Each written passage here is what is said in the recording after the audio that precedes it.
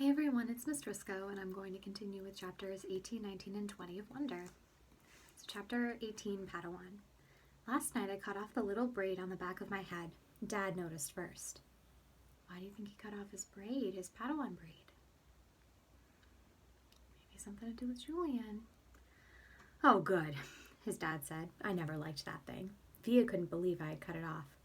That took you years to grow, she said, almost like she was angry. Why did you cut it off? I don't know, I answered. Did someone make fun of it? No. Did you tell Christopher you were cutting it off?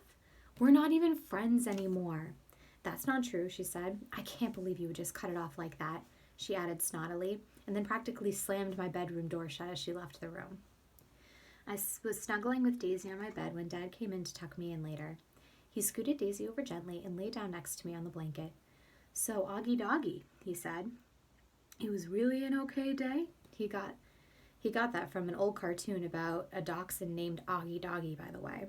He had bought it for me on eBay when I was about 4, and we watched it for a while, especially in the hospital. He would call me Augie Doggy, and I would call him dear old Dad, like a puppy called the dachshund on the show.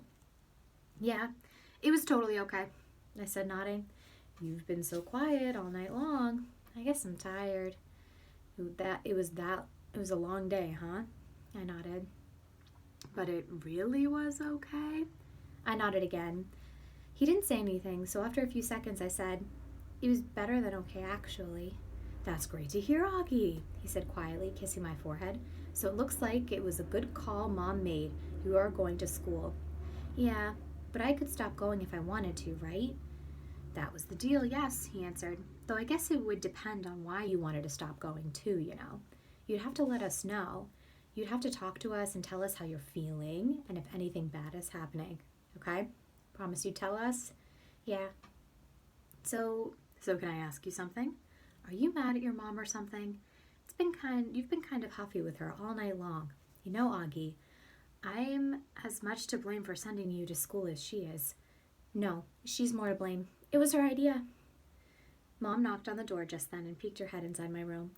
Just wanted to say goodnight, she said. She looked kind of shy for a second. Hi, Mama, Dad said, picking up my hand and waving it at her.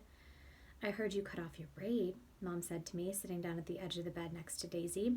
It's not a big deal, I answered quickly. I didn't say it was, Mom said. Why don't you put Augie to bed tonight? Dad said to Mom, getting up. I've got some work to do anyways. Good night, my son, my son. That was another part of our Augie Doggy routine, though I wasn't in the mood to say good night, dear old Dad.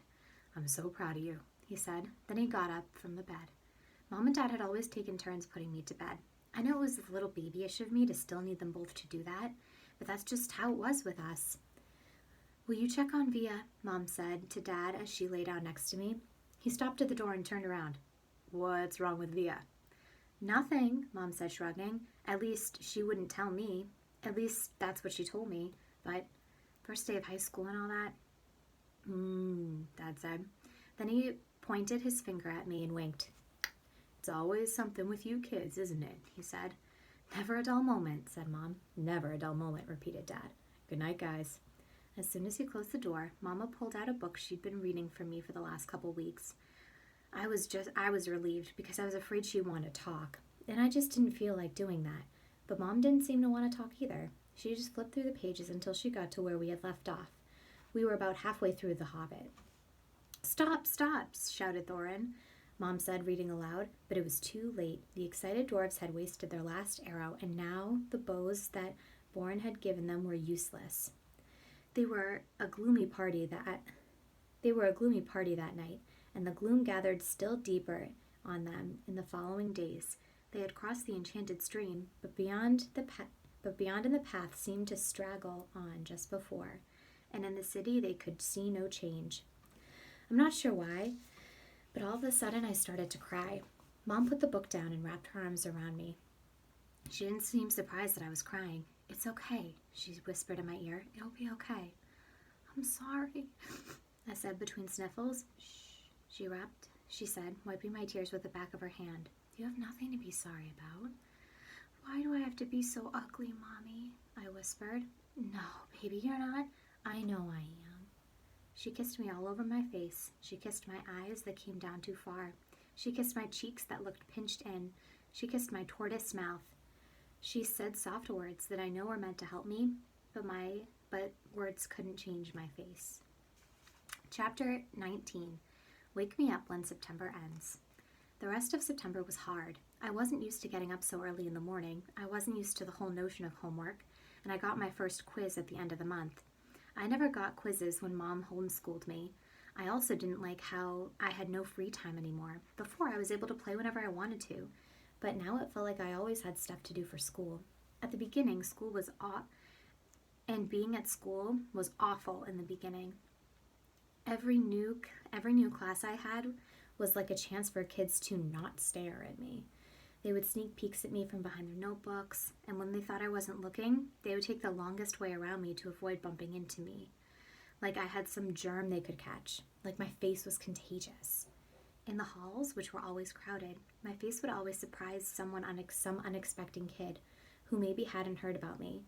The kid would make a sound you make when you hold your breath before going underwater, like sound. This happened maybe 4 or 5 times a day for the first few weeks. On the stairs, in front of the locker, in the library, 500 kids in a school. Eventually, everyone was going to see my face at some point, and I knew after the first couple of days that it had gotten around about me, because every once in a while, I'd catch a kid elbowing his friend as they passed me, or talking behind their hands as I walked by them. And I could only imagine what they were saying about me. Actually, I prefer not to even imagine it. I'm not saying they were doing any of these things in a mean way, by the way.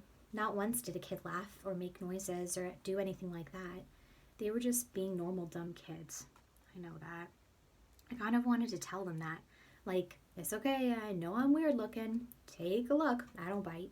Hey, the truth is, if a Wookiee started to go to a school all of a sudden, I'd be curious. I'd probably stare a bit.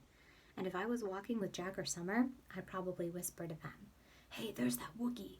And if the Wookiee caught me saying that, he'd know I wasn't trying to be mean. I was just pointing out the fact that he was a Wookiee. It took about 1 week for the kids in my class to get used to my face. These were the kids I'd seen every day in all my classes. It took about 2 weeks for the rest of the kids in my grade to get used to my face. These were the kids I'd seen in the cafeteria, yard time, PE, music, library, computer class. It took about a month for the rest of the kids in the entire school to get used to it. These were the kids in all the other grades. They were the big kids, some of them. Some of them had crazy haircuts. Some of them had earrings on their noses, like me.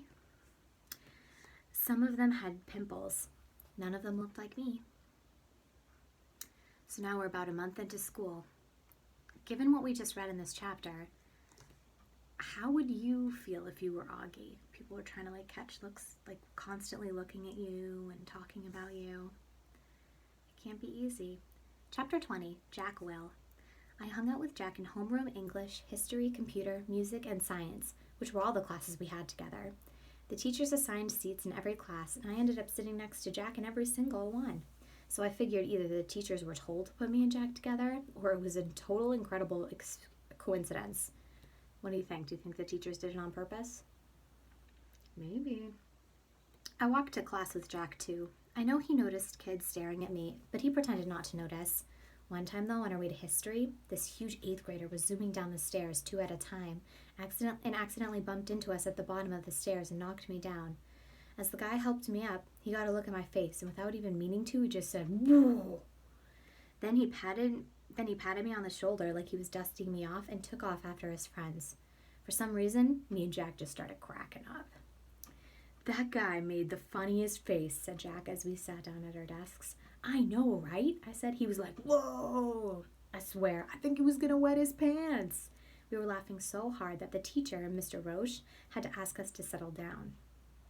Later, after we finished reading about how ancient Sumerians built sundials, Jack whispered, "Do you ever want to beat those kids up?" I shrugged. I guess. I don't know. I'd want to. I think you should get a secret squirt gun or something and attach it to your eyes somehow, and every time you see someone staring at you, you could squirt them in the face. "With some green slime or something," I answered. No, with slug juice mixed with dog pee." "Yeah," I said, completely agreeing. Guys, said Mr. Roche from across the room, people are still reading. We nodded and looked down at our books. Then Jack whispered, Are you always going to look this way, August? I mean, can't you get plastic surgery or something? I smiled and pointed to my face. Hello, this is after plastic surgery. Jack clamped his hand over his forehead and started laughing hysterically. Dude, you should sue that doctor, he answered between giggles. This time, the two of us were laughing so much we couldn't stop, even after Mr. Roche came over and made us both switch chairs with the kids next to us. So, it looks like him and Augie and Jack Will are becoming really good friends. I'm sure that's really great for August. How do you think it is having a best friend like this to joke around with? Pretty important, huh? We are going to continue with chapter 21 later. Bye, everybody!